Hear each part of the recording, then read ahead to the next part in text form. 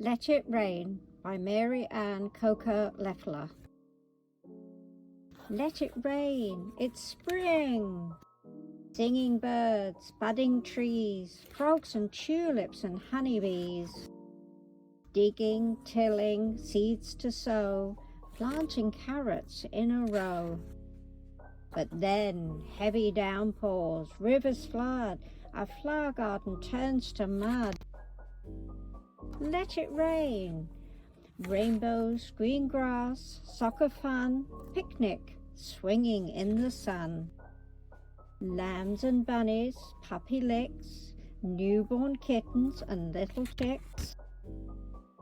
Building, painting, way up high, our little house in the sky.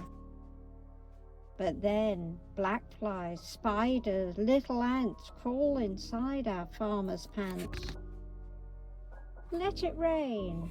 Riding, gliding, cupcake treat, twirling, dancing, bebop beat. But soon, steamy classroom, blazing heat, wearing sandals on our feet.